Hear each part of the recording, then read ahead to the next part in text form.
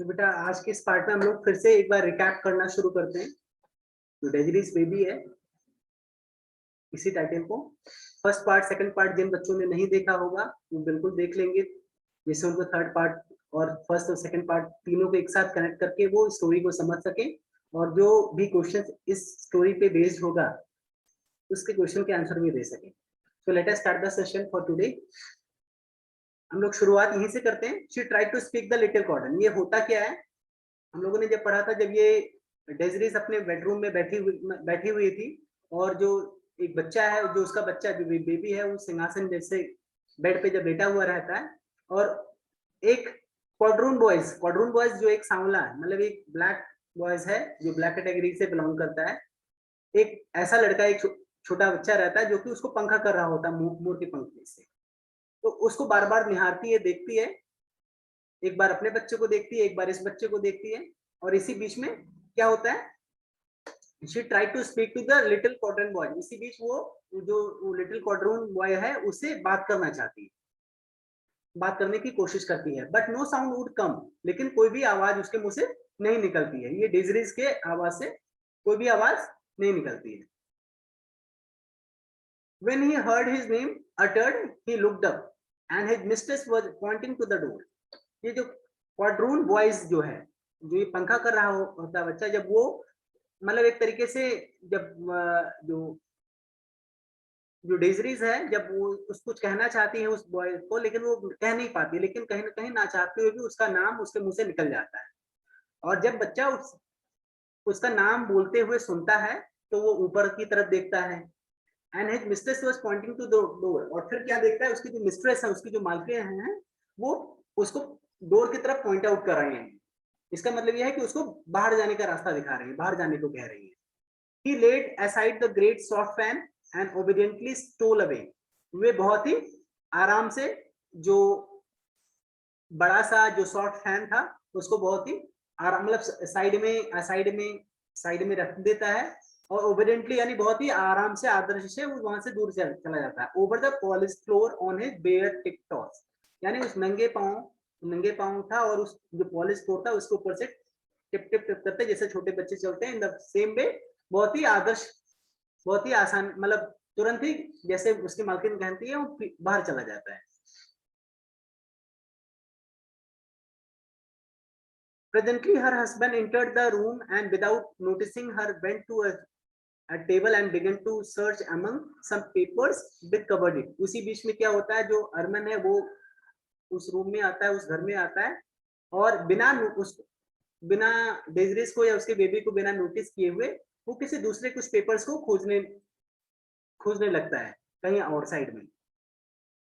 तभी जो डेजरीज है वो क्या करती है, Armand, she call to him. Desiree Armand को बोलती है, Armand, in a voice which must I have disturbed him. एक ऐसे आवाज में कि उसे मतलब थोड़ा सा तेजी से आवाज में बोला जिससे उसको पक्का सुनाई पड़ जाए। इफ ही वाज ह्यूमन, लेकिन वो आदमी होता तो एक तरीके से उसको बहुत धक्का लग जाता, इतना तेज बोला। लेकिन फिर भी but he did not notice, लेकिन फिर भी उसने नोटिस नहीं किया। Armand, she said again.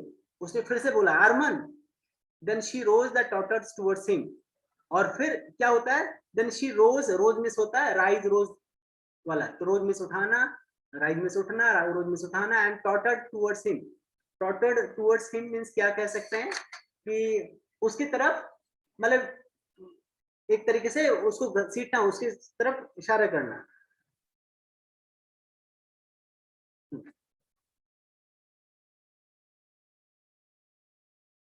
ठीक है। But he did not notice Armand, लेकिन उसने अरमन ने नोटिस नहीं किया। Armand, she said again. उसने फिर से बोला, Armand. Then she rose and टॉटेड टुवर्ड्स हिम। लेकिन फिर तुरंत ही झपट्टा मार के, एक तरह टॉटेड मिस होता है झपट्टा मारना, लपकना, उसकी तरफ झपट्टा मारने के लिए उठती है। शी रोज यानी वो उठती है, वो उठ करके उसके ऊपर लपकती है और फिर से कहती है पकड़ के, अरमन। लेकिन क्या होता है, शी पेंटेड वंस मोर। उसने फिर से पेंटेड मतलब उसको एक बार पकड़ करके फिर से बोला, अरमन। क्लचिंग हिज आर्म, उसके आर्म को क्लचिंग करते हुए, क्लचिंग मतलब पकड़ना, जैसे आप क्लच पकड़ते हैं गाड़ी का, तो क्लचिंग हिज आर्म, उसके आर्म को पकड़ते हुए, उसके बाहों को पकड़ते हुए। लुक एट आवर चाइल्ड, हमारे बच्चे की तरफ देखो। व्हाट डज इट मीन, आखिर इसका क्या मतलब है, टेल मी। उसके बाहों को, उसके आर्म को पकड़ते हुए, क्लचिंग करते हुए डेजरिस कहती है लुक एट आवर चाइल्ड, हमारे बच्चे की तरफ देखो। व्हाट डज इट मीन, आखिर इसका मतलब क्या है? टेल मी, मुझे बताइए। He coldly but gently loosened her fingers from about his arm and thrust the hand away from him. He coldly, coldly मतलब एक तरीके से उसने बहुत ही शांति से, लेकिन बहुत ही जेंटली, बहुत ही मतलब अच्छे से उसके जो फिंगर्स को जब जैसे पकड़े थे लूज, जैसे ही उसने लूज किया यानी थोड़ा सा ढीला किया, फ्रॉम अबाउट हिज आर्म, उसके आर्म से जैसे ही हल्का सा उसने जैसे पकड़ी हुई थी उसके आर्म को, जैसे उसने थोड़ा सा हल्का सा ढीला बन दिया, क्या किया? Thrust the hand away from him, और उसने अरमन ने क्या किया? उसके हाथ को उठा के फेंक दिया, मतलब दूर की तरफ मतलब एक तरीके से फेंक दिया। मतलब कोई अगर पकड़ा है तो उसके हाथों को अपने से दूर झटक देना। तो उसी तरह जो डेजरीस है उसके हाथों को अपने से दूर झटक दिया अरमन ने। Tell me what it means, she cried despairingly. फिर उसके बाद कहती है बहुत ही मायूसी पूर्वक, डिस्पेरिंगली मतलब एक तरीके से बहुत ही मायूसी पूर्वक, बहुत ही ज्यादा आशाहीन होकर के, बिना होप मतलब एक तरीके से होपलेस होकर के वो फिर से कहती है कि tell me what it means, आखिर इसका मतलब क्या है? जब वो उसके हाथ को झटक देता है तो फिर वो बहुत ही आशाहीन यानी एक तरीके से बहुत निराशा पूर्वक वो फिर से रोते हुए कहती है कि tell me what it means, आखिर मुझे बताओ इसका मतलब क्या है? तब यहाँ पे मतलब इसका जवाब आता है हरमन का, क्या बोलता है? It means, he answered lightly, उसने बहुत ही लाइटली, बहुत ही आराम से आंसर दिया। क्या बोला? It means that the child is not white, इसका ये मतलब है कि जो बच्चा है वो व्हाइट नहीं है। It means that you are not white, इसका मतलब ये भी है कि तुम भी व्हाइट नहीं हो। यानी जब बच्चा व्हाइट नहीं है तो ऑब्वियस सी बात है कि तुम भी व्हाइट नहीं हो, ये अरमन कहता है। A quick conception of all that these equations mean for her nerved her with unwanted courage to deny it. एक तरीके से बहुत ही अनयूजुअल यानी बहुत ही असामंजस्य वाली स्थिति आ जाती है इस करेज को, इस साहस को डिनाई करने के लिए।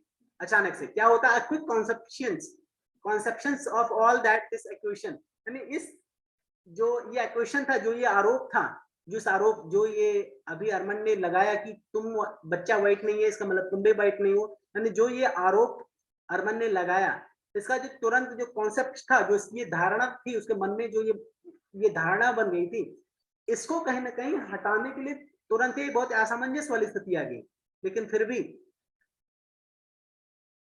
वहां पे डेजरी सिंह ने क्या बोला? इट इज अ लाई, यह एक झूठ है। इट इज नॉट ट्रू, यह बिल्कुल सही नहीं है। आई एम व्हाइट, मैं व्हाइट हूँ। लुक एट माई हेयर, मेरे बालों की तरफ देखो। इट इज ब्राउन, ये ब्राउन कलर के हैं। And my eyes are grey, मेरे आईज जो है वो ग्रे कलर के हैं। Arman, you know they are grey, Arman आपको पता है कि वो ग्रे हैं। And my skin is fair, और मेरी जो स्किन है वो फेयर है। सीजिंग हिज रिस्ट, उसके रिस्ट को सीज करते हुए, सीजिंग मतलब झड़कते हुए। लुक एट माई हैंड, यानी उसके स्किन को, रिस्ट को यानी पकड़ते हुए, मिलाते हुए कहती है लुक एट माई हैंड, मेरे हैंड की तरफ देखो। वाइटर देन योर्स, तुमसे ज्यादा वाइटर है। Whiter than yours Arman, she lobbed historically, यानी एक तरीके से वो पागलों जैसे हंसते हुए कही कि ये मेरे हाथ देखो, आपके तुम्हारे हाथ से ज्यादा वाइटर है, मैं व्हाइट हूँ। कहने का मतलब वो बहुत सफाई देती है कि नहीं, आई am not black, I am white. ये झूठ है कि मैं ब्लैक कैटेगरी से हूँ या ब्लैक हूँ। तो ये कहीं ना कहीं उसको भरोसा दिलाने की कोशिश करती है अरमन को, डेजरिस। लेकिन तभी क्या बोलता है, उसी बीच में अरमन फिर कहता है एज व्हाइट, जैसे ये इतना सफाई दे रही होती है डेजरिस, उसी बीच में अरमन कहता है as white as La Blanche's, he returned cruelly and went away leaving her alone with their child. अब यहाँ पे एक सेंटेंस उसने बोला एज व्हाइट एज ला ब्लांचेस, ये ला ब्लांचेस कौन था? ध्यान है आप सभी को? उसके जो नर्स का नाम था, इसके पहले भी स्टोरी में एक जगह आ चुका है। नर्स है उसके, यानी नर्स जो थी वो ब्लैक कैटेगरी की थी, ब्लैक थी। तो यस येलो कलर से वहां पे लिखा गया। तो एज व्हाइट एज ला ब्लांचेस, यानी ला ब्लांचेस की तरह ही व्हाइट, कि रिटर्न क्रूअली, और बहुत ही क्रूरता पूर्वक वो रिटर्न हुआ। And went away leaving her alone and with their child, उसके बच्चे को और उसको एक तरीके से अकेला छोड़ते हुए वहां से दूर हट गया। when she could hold a pen, अब ऐसे यहाँ पे क्वेश्चन भी आता है, do you think the way Arman treated Dejris was fair? क्या आपको लगता है जो अरमन जिस तरीके से डेजरिस से कुछ ट्रीट किया, क्या वो फेयर था, क्या वो सही था, अच्छा था? क्यों? No sir. और बाकी लोगों को क्यों? अभिषेक, प्रशांत, अनुराग, आप लोग क्या कहते हैं, अच्छा था, ऐसे ट्रीट करना चाहिए? No sir. बिल्कुल नहीं। What does this tell us about the contemporary society? ये आखिर contemporary society के बारे में क्या हमें क्या बताता है? तो ये सोचने वाला विषय है। आगे हम लोग चलते हैं। When she could hold a pen in her hand, लेकिन उसी बीच क्या होता है, वो एक पेन पाती है, वो अपने पेन को अपने हाथों में होल्ड करती है, पकड़ती है। She sent a despairing letter to Madame Valmondo. वो बहुत ही निराशायुक्त है। डिस्पेयरिंग मतलब एक बहुत निराशा से परिपूर्ण, निराश से बहुत ही आशाहीन या निराशा युक्त जो पत्र, बिना होपलेस होकर के वो एक पत्र लिखती है अपनी माता मैडम वॉलमुंडे को। क्या लिखती है? My mother they tell me I am not white. मेरी मम्मा वो मुझे कहते हैं कि मैं व्हाइट नहीं हूँ। Arman has told me I am not white. Arman ने ये कहा है कि मैं व्हाइट नहीं हूँ। For god sake tell them it is not true. भगवान के लिए कम से कम आप उसको बताओ कि ये गलत है, मतलब ये सही नहीं है। You must know it is not true. और आपको पता है कि मैं ये बिल्कुल सही नहीं है। आई शैल डाई, मैं मर जाना चाहूंगी, मैं मर जाऊंगी। आई मस्ट डाई, मैं बिल्कुल मर जाऊंगी। I can not be so unhappy and live, मैं इतना दुखी रह करके नहीं जिंदा रह सकती। I can not be so unhappy, मैं इतना दुखी नहीं रह सकती और इतना दुखी पूर्वक नहीं जिंदा रह सकती। मतलब वो लेटर में ऐसा लिखी। आजकल तो फोन का जमाना है, लेकिन ये लेटर में लिखी। फिर बाद में क्या होता है? The answer that come was brief. जब उसकी मदर को मिलता है, मैडम वॉलमुंडो को मिलता है, तो उसका जो आंसर है, उसका जो रिप्लाई है, बहुत ही ब्रीफ, बहुत ही संक्षिप्त में आता है। क्या आता है? My own Desiree come home to Valmonde, back to your mother who loves you, come with your child. मेरी अपनी बच्ची, मेरी अपनी डेजरी, कम होम टू वॉलमुंडो, आप वॉलमुंडो यानी अपने घर आओ। Back to your mothers who loves you, तुम अपने मम्मा के पास आओ, यानी मेरे पास आओ, जो कि आपसे बहुत प्यार करती है। कम विथ योर चाइल्ड, तुम अपने बच्चे के साथ वापस आ जाओ। फिर क्या होता है? When the letter reached डेजरिस, अब वो लेटर का जमाना था जब वो ये तो डेजरिस जब पढ़ती है, तो डेजरी के लिए ये एक तरीके से रिप्लाई था उसकी माता की तरफ से। When the letter reached डेजरिस, जब डेजरी के पास ये लेटर पहुंचता है तो पढ़ी होगी, और उसके बाद क्या करती है? She bent with it to her husband's study and laid it upon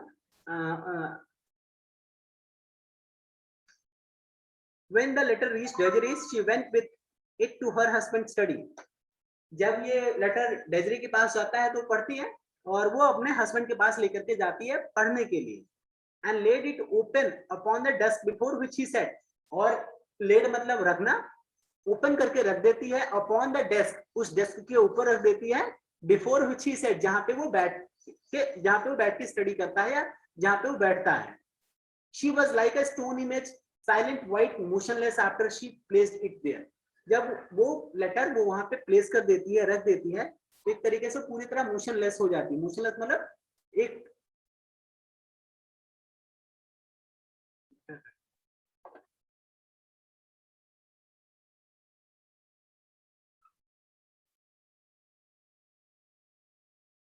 we were talking about, we were reading here due to the network issue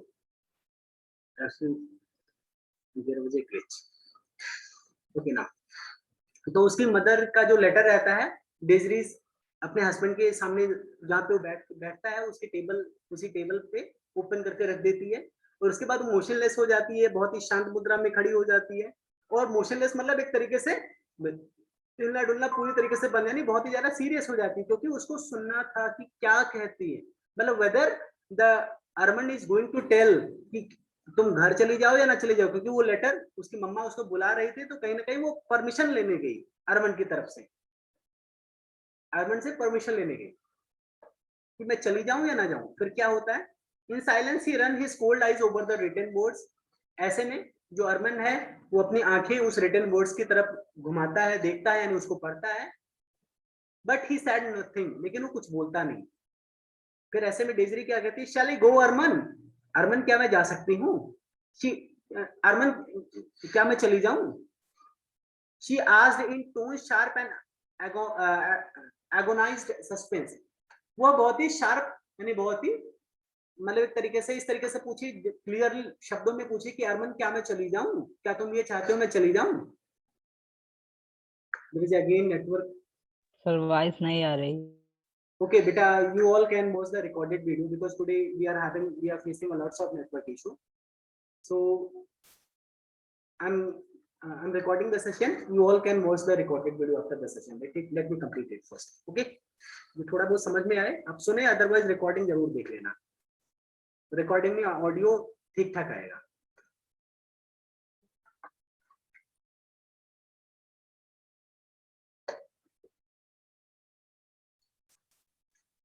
तो ऐसे में जो अरमान है वो कुछ भी नहीं बोलता, और जब अरमान कुछ भी नहीं बोलता है फिर से वो पूछती है शैल आई गो अरमान, अरमान क्या मैं चली जाऊं? She asked in the tone sharp with the agonized suspense. एक तरीके से रहस्य भरी मतलब माहौल एक इस तरीके से पूछती है जैसे रहस्य भरी वाली कोई चीजें पूछ रही हो, इस तरह शांत हो जाती है। तब तक जवाब आता है, अरमान बोलता है यस गो, हाँ चली जाओ। Do you want me to go, क्या तुम ये चाहते हो कि मैं चली जाऊं? Yes I want you to go. फिर अरमान बोलता है हाँ बिल्कुल मैं ये चाहता हूँ कि तुम चली जाओ। फिर क्या होता है? He thought Almighty God had dealt cruelly and unjustly with him. अरमान सोचता है कि जो Almighty God है, जो यानी सर्वशक्तिशाली ईश्वर है, had dealt cruelly and justly with him. यानी उसके भगवान ने उसके साथ बहुत ही क्रूर और बहुत ही unjustly मतलब एक तरीके से बहुत ही अन्यायपूर्वक मतलब वर्ताव किया है, या मतलब एक तरीके से डील किया है उसको एंड फेल्ट इस तरीके से वो फील करता है somehow फिर भी that he was paying him back in kind when he stubbed thus he was paying him back to in kind when he stubbed thus into his wife's souls. Moreover, he no longer loved her because of the unconscious injury she had brought upon his home and his name. फिलहाल होता क्या है कि मतलब वो थोड़ा सा कहने के भगवान के प्रति भी बहुत दूसरी तरह फील करता है कि उसने मेरे साथ अन्यायपूर्वक मतलब मेरे साथ डील किया, यानी एक तरीके से मुझे मेरे साथ अन्याय किया और मेरी शादी एक ऐसे लड़की के साथ करा दिया कि जो कि मेरी कैटेगरी से नहीं बिलोंग करती थी, एक तरीके से ब्लैक कैटेगरी को बिलोंग करती थी। और धीमे धीमे जो उसके वाइफ के प्रति जो उसके मन में प्रेम था वो कहीं ना कहीं वो बचा ही नहीं रह गया। ही नो लॉन्गर लव्ड हर, वो उसे अब नहीं उससे प्रेम कर पा रहा था because of the unconscious injury.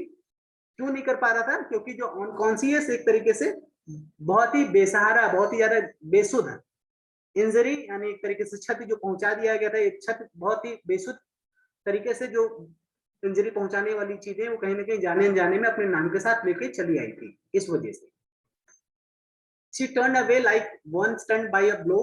She walked slowly towards the door, hoping he would call her back. ऐसे में क्या करती है जो डेजरी है, she turned away like one stunned by a blow, एक तरीके से वो टर्न यानी मुड़ जाती है जस्ट लाइक बिल्कुल दंग रह करके सुन करके एक तरीके से ये जो जब वो कहता है कि नहीं yes I want you to go, एक तरीके से ये ब्लो ये झटका मतलब ब्लो में से एक तरीके से होता है फूंक मारना, लेकिन इसको यहाँ पे मतलब निकलेगा झटका, यानी एक तरीके से ये झटका पा करके कहने के वो स्टंड रह जाती है, दंग रह जाती है। और दंग रह ऐसे में क्या करती है शी टर्न अवे, वो बहुत ही दूर की तरफ जाने के लिए मुड़ जाती है and walk slowly towards the door, और दरवाजे की तरफ बाहर जाने लगती है, बहुत ही धीमे धीमे वो दरवाजे की तरफ जाने लगती है। Hopping he would call her back, ये आशा करते हुए धीमे धीमे जाती है कि हो सकता है शायद अरमान अभी उसको दोबारा बुलाए, वापस बुला ले। लेकिन और फिर उसी बीच कहती है गुड बाय अरमान, शी मॉन, वो गिड़गिड़ाते हुए यानी गिड़गिड़ाने नहीं एक तरीके से सिसकते हुए कहती है गुड बाय अरमान, यानी एक बार फिर एक उसकी एक्सपेक्टेशन थी कि शायद अरमान उसको वापस बुला ले। He did not answer her, लेकिन अरमान कोई आंसर नहीं देता है। That was his last blow at fate. Fate यानी किस्मत, यानी उसकी किस्मत एक तरीके से उसकी तरफ से लास्ट झटका था, यानी जो उसकी नसीब में एक तरीके से ये सबसे बड़ा यानी एक तरीके से लास्ट झटका था। Desiree went in search of her child, जो डेजरी है वो अपने बच्चे को खोजने के लिए जाती है। Zandrine was facing the sombre gallery with Zandrine के पास जो की थी। She took the little one from the nurse arms with no word of explanation, वो नर्स के आर्म से नर्स की बाहों में से अपने बच्चे को ले लेती है with no word of explanation, बिना किसी एक्सप्लेनेशन के, बिना कुछ बताए वो अब नर्स यानी जनरल के हाथों से अपने बच्चे को ले लेती है एंड डिसेंडिंग द स्टेप, और अपने स्टेप्स को, अपने कदम को डिसेंडिंग, यानी डिसेंडिंग मतलब क्या होता है, असेंडिंग मतलब आगे बढ़ना, डिसेंडिंग मतलब पीछे बढ़ना, तो पीछे मतलब अपने घर से बाहर निकलने लगती है, यानी अपने घर को छोड़ने लगती है, घर को, घर से पीछे जाने लगती है, वॉक द वे, और दूर जाने के लिए, under the live oak branches, यानी बाहर, एक तरीके से घर के बाहर जाने लगते हैं। It was an October afternoon, वो करीब अक्टूबर मंथ का आफ्टर, वही दोपहर का समय था। The sun was just sinking, जो सन है वो ढलाई यानी ढलने ही वाला था। ये अक्टूबर में क्या होता है, गर्मी होती है, ठंडी होती है? तो मॉडरेट होता है वेदर। फिलहाल इंडिया में वहां पे क्या होता होगा, पेरिस में, फ्रांस में, तो वहां के हिसाब से होगा। फिलहाल उस समय क्या है, सन वॉज जस्ट सिंकिंग, जो सूरज है वो ढलने ही वाला था, यानी सब मिला के वो हॉट नहीं था, कोल्ड ही था। तभी जाके आफ्टरनून में कहीं ना कहीं डूबने वाला, नहीं तो फिर कहाँ जल्दी सूरज डूबता है इतनी जल्दी। Out in the still fields the negroes were picking cotton, लेकिन जब बाहर निकलती है तो क्या देखती है, जो out in the still fields, जो फील्ड्स में जो नेग्रोस थे वो अभी भी, ऐसा समय था कि जो नेग्रोस थे वो कॉटन एक तरीके से पिक कर रहे थे वहां से, फिलहाल खेतों में एक तरीके से वो काम कर रहे थे। डेजरिस had not changed the thin white garment nor the slippers which she wore, तो डेजरिस है जब अपने घर से निकले तो वो जो भी कपड़े पहने थे, यानी थिन यानी बहुत ही पतले जो व्हाइट गारमेंट पहने थे, इवन स्लीपर जो पहने थे, वो कुछ भी नहीं चेंज किया, जैसे जैसे थी जस का तस वो निकल गई। हर हेयर वॉज अनकवर्ड, उसके जो हेयर थे वो अनकवर्ड थे, वो कवर नहीं थे। And the sun's rays brought a golden gleam from its brown ashes, जो सन की रेज थी यानी जो सूरज की किरणें थी, वो कहीं ना कहीं उस जो एक गोल्डन शाइन यानी गोल्ड, एक सुनहरे चमक बिखेर रही थी, छटा बिखेर रही थी, फ्रॉम इट्स ब्राउन मैशेस, जो उसके जालीदार कपड़े या ब्राउन मैशेस थे, जो कपड़े थे, मैशेस यानी जालीदार, उसके थ्रू एक तरीके से स्वर्णिम छटा बिखेर रही थी, यानी एक तरीके से शाइनिंग बिखेर रही थी। She did not take the broad beaten road which led to the far off plantation of Balmunde, उसने जो अब यहाँ पे क्या हुआ, Desiree did not take the broad beaten road which led to the far off plantation of the Balmunde। अब यहाँ पे कहने का मतलब तो कुछ है, लेकिन यहाँ पे कहना क्या चाह रही है, जो डेजरी है वे उस रास्ते को नहीं चुनती है जो उसके मम्मा यानी बॉलमुंडे के घर के जाती है, जहाँ पे बॉलमुंडे के घर जाती है। She walked across a deserted place, वो बहुत ही जहाँ सुनसान, डेजर्टेड फील्ड मतलब यहाँ पे सुनसान फील्ड, जहाँ पे एक तरीके से कह सकते हैं सुनसान वाले क्षेत्र की तरफ आगे बढ़ती है, वो अपनी माता के यहाँ पे जाने की बजाय। Where the stubble bruised her tender feet, वो ऐसी जगह पे जाती है जहाँ पे स्टब्ड ब्रशेस मतलब नुकीलेदार जो एक तरीके से पराली है यानी कीटे हैं, वहां पे कांटे हैं, वो इसके टेंडर फीट को यानी उसके कोमल पैरों पे काफी चुभ जाते हैं, काफी एक तरीके से खूंटी जो है गड़ते हैं। सो डेलिकेटली शॉर्ट यानी एक तरीके से उसको डेलिकेटली यानी नुकसान पहुंचा देते हैं, फाड़ देते हैं। And tore her thin gown to shreds, और उसके जो गाउन है, and tore her thin gown to shreds, और उसके गाउन के को कई सारे टुकड़ों में एक तरीके से फाड़ देती है, ऐसी क्षेत्र में ऐसी तरफ जाती है अपनी माता जी की बजाय, यानी वो इस ऐसी जगह चले जाती है जहाँ पे बहुत सुनसान है, जहाँ पे बहुत खतरनाक जगह है और बहुत ही ज्यादा कष्ट है, और कहीं ना कहीं ह्यूमन बीइंग के लिए बहुत ही गड़बड़ है, और जहाँ पे उसके कपड़े फट जाते हैं, उसके पैर छिल जाते हैं, इतने कांटी हैं, इतनी दिक्कतें। She disappeared among the reeds and below that grew thick along the banks of the deep। वो धीमे धीमे जो she disappeared, वो वहां से गायब हो जाती है, disappeared हो जाती है, नहीं दिखाई देना बंद हो जाता है। among the reeds and below that grew thick along the banks of the deep sluggish bio and she did not come back again। ऐसे में क्या होता है, वो सुस्त, ये बायो मींस क्या होगा, bio a marshy part of the water body, यानी सब मिला के जो वहां पे जो जो वाटर बॉडी के एक तरीके से पार्ट्स में, यानी वो सुनसान क्षेत्र में धीमे धीमे वो डिसअपियर्ड हो जाती है, यानी इतनी दूर चली जाती है कि दिखाई नहीं पड़ती और फिर कभी भी नहीं वापस आती। She did not come back again, और फिर वो दोबारा नहीं वापस आती, यानी एक तरीके से वो मर जाती है। फिर क्या होता है, सम वीक्स लेटर, कुछ सप्ताह बाद, there was a curious scene enacted at Alabri। यानी एक तरीके से वो खत्म हो जाती है डेजरी। She was right. उस बीच में वहां पे उस सुनसान क्षेत्र में जब ऐसे स्थिति में फिर क्या होता है, आफ्टर फ्यू वीक्स, कुछ सप्ताह बाद, there was a curious scene enacted at एलाब्री। बहुत ही क्यूरियस, यानी एक क्यूरियस सीन इनैक्ट होता है, यानी वहां पे होता है एलाब्री में। एलाब्री में एक ऐसी घटना घटित होती है, बहुत ही क्यूरियस सी घटना घटती है। क्या है ये? In the center of the smoothie wept backyard was a great bonfire. जो center of the smoothie wept, वहां पे एक तरीके से एक होलिका, होलिका तो नहीं बोलेंगे, बोनफायर यहाँ पे क्या बोलेंगे, एक अलाव, एक बहुत बड़ा सा